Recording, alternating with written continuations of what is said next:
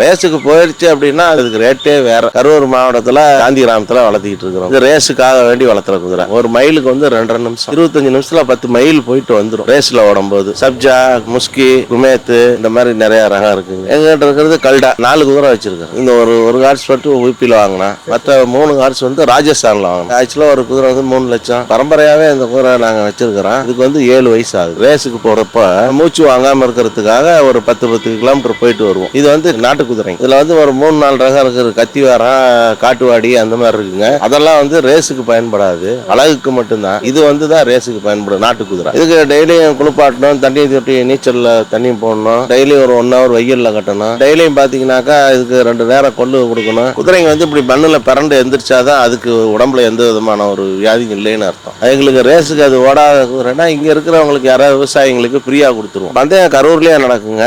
திருச்சி, தஞ்சாவூர், சேலம், கிட்டத்தட்ட ஒரு 30 டிஸ்ட்ரிக்ட்ல நடத்துவாங்க.